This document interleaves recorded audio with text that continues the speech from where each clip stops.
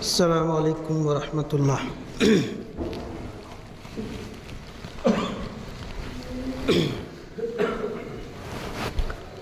حاضرین جمعہ،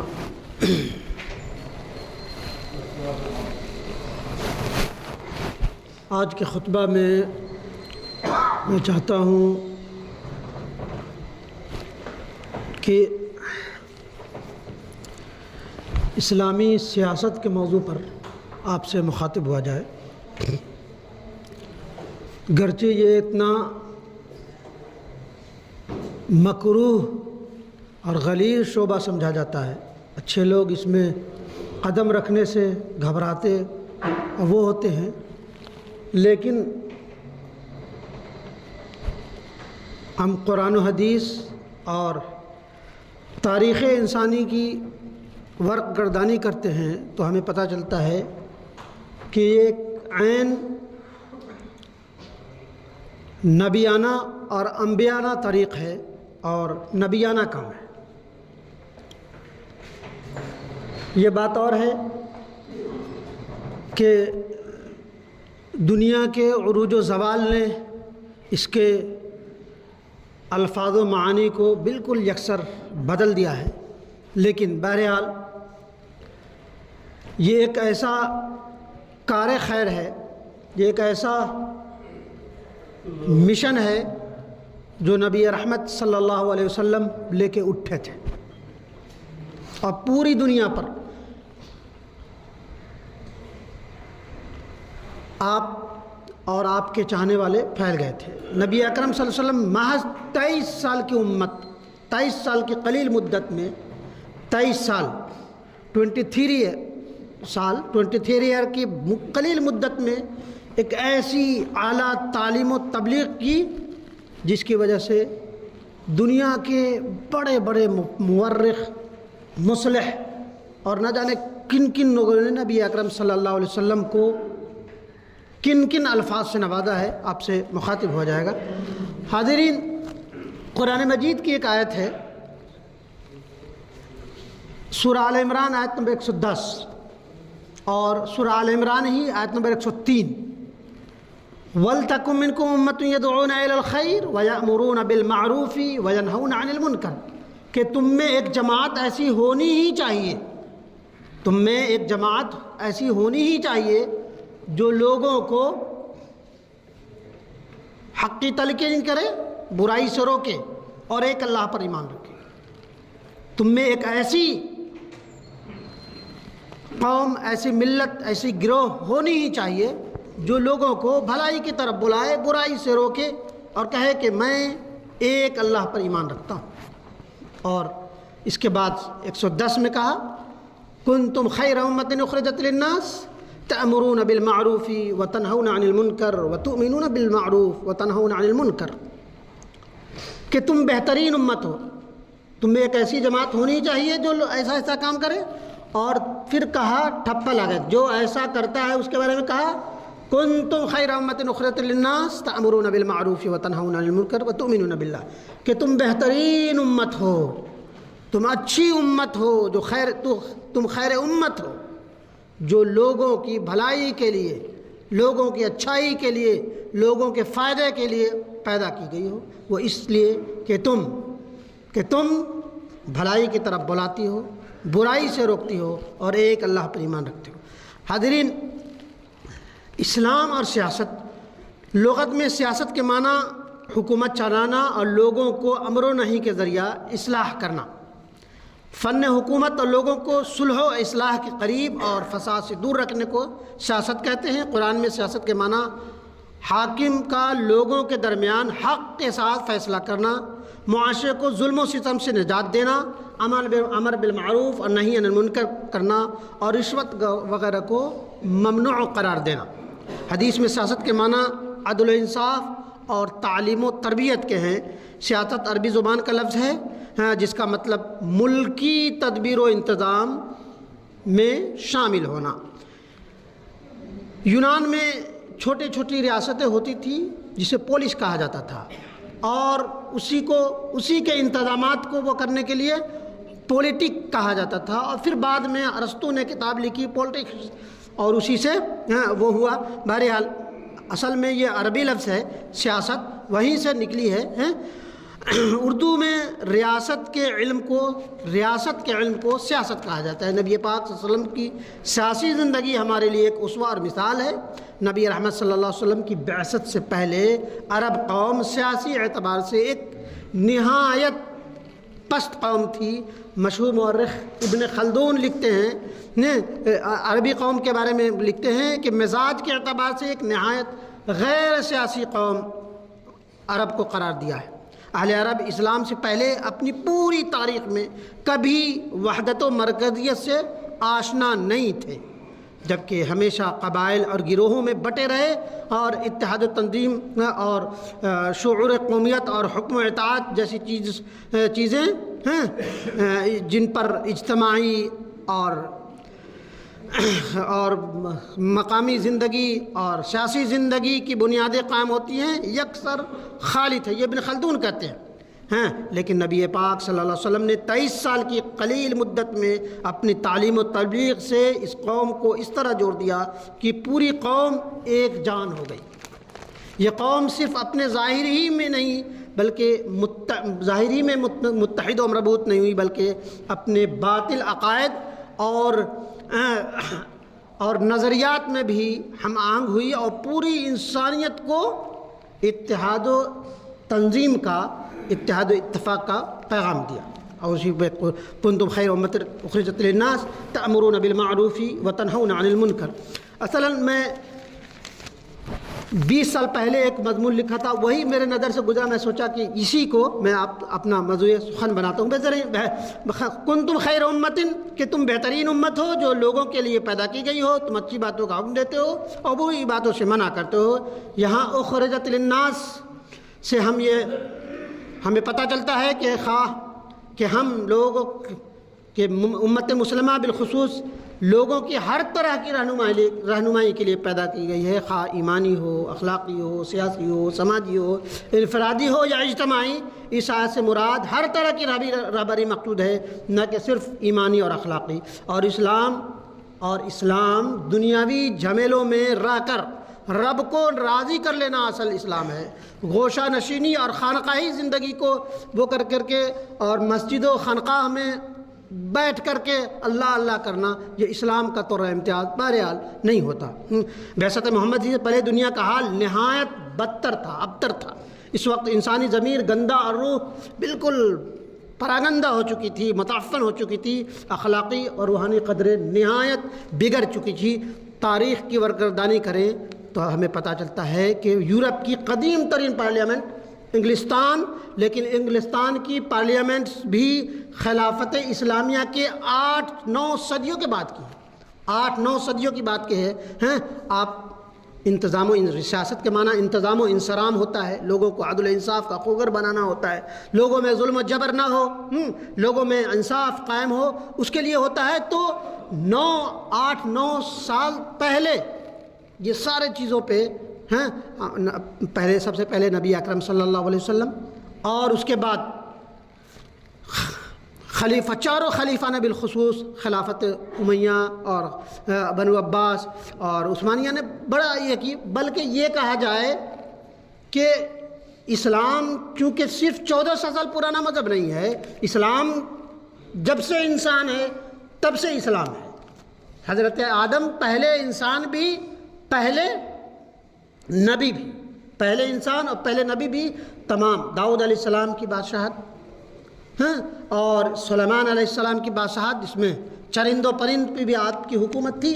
حضرت یوسف علیہ السلام کا انتظام و انصرام، آپ سورہ یوسف پڑھ لیجئے تو پتہ چلتا ہے کہ کیسا انتظام و انصرام حضرت یوسف نے کیا تھا کہ جیل کے سلاخوں سے نکل کر اور وہ لٹتی پٹتی قوم اور وہ کیا کہا جائے مصر کی بالکل جب بارش رک گئی اور بنجر ہو گئی تو اس میں کیسے اپنی حکمت و دانائی سے وہ کی سارا وہ. بہرحال اس نبی اکرم تمام انبیاء کرام نے اس انتظام و انصرام کو بنیادی اور خدمت خلق کو اپنا بنیادی کام تصور کیا ہے. بہرحال اسلام سے پہلے سیاست یہ تھی کہ حکمران وقت کو شہنشاہ فرزند آسمان کہا جاتا تھا. ان کے لیے ہر طرح کی عیش و عشرت ہی نہیں بلکہ ظلم و بربریت بھی جائز اور روا تھی. ایک بادشاہ کے لیے ہزاروں عورتیں رکھنا کوئی بڑی بات نہیں تھی. جیسے کسریٰ پرویز کے پاس ہزاروں عورتیں تھیں. ٹھنڈی کے زمانے میں اسلام سے پہلے کی وہ یونان اور روم اور اس کا اگر پڑھیں آپ تاریخ تو ایسا پتہ چلتا ہے کہ ٹھنڈی کے زمانے میں محض ہلکی سی فطری گرمی ملتی رہے.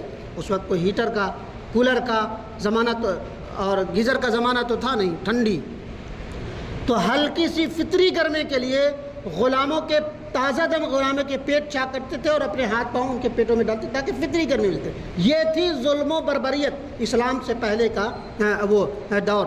جو جس قدر طاقتور اسی قدر وہ لوگوں کے اندر مقبول اور لوگوں کے زندگی پر حق رکھنے والا ہیں.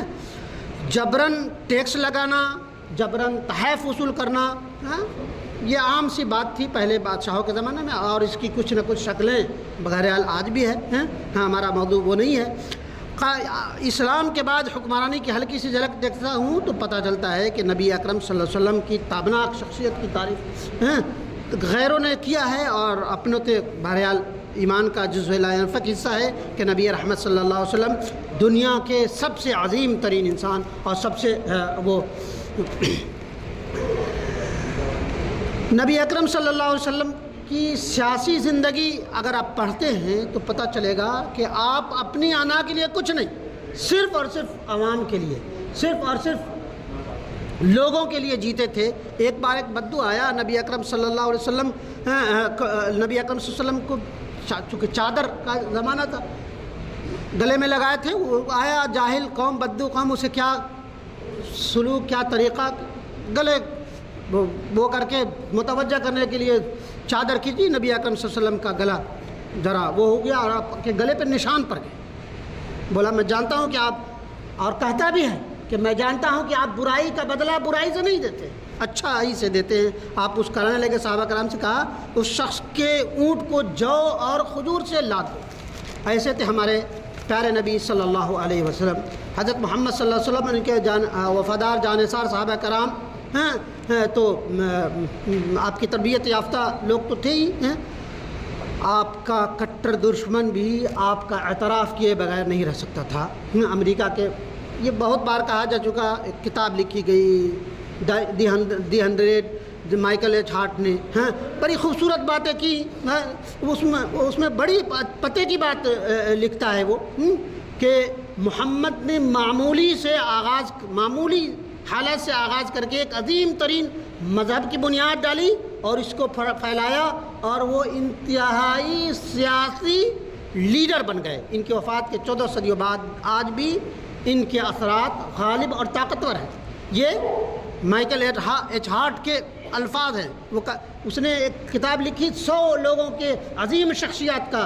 عیسائی ہوتے ہوئے حضرت عیسیٰ کو 3 یا 4 نمبر پہ رکھا، محمد عربی صلی اللہ علیہ وسلم کو 1 نمبر پہ رکھا کہ آپ ایک معمولی حالات سے اٹھے اور ایک ایسی قوم کی داغ بیل ڈالی اور محمد عربی ایک ایسے سیاسی لیڈر بن گئے جو آج تک، وہ لکھتا ہے 80-90 سال پہلے کتابیں کی، کہ آج تک ان کے یہ اثرات غالب ترین ہیں.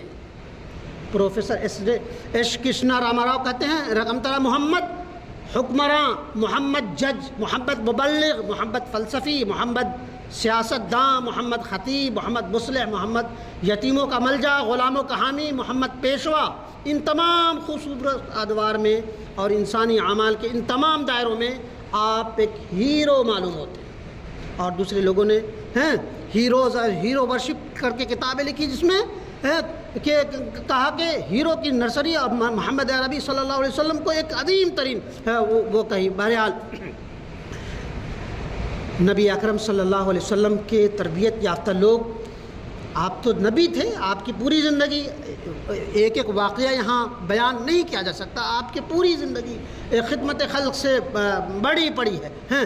آپ کے ذریعہ تربیت یافتہ لوگ جس میں حضرت ابو بکر صدیق رضی اللہ عنہ جب خلیفہ بنے تو گزارا کے لیے معمولی وظیفہ مقرر ہوا، وفات سے پہلے کہا کہ میری زمین بیچ کر میری زندگی میں جتنا سال خلیفہ رہا، میری زندگی میں جتنا بھی سرکاری خزانے سے ہو، میری زمین بیچ کر میرے پیسوں کو سرکاری خزانے میں آدھا جمع کر دی جائے۔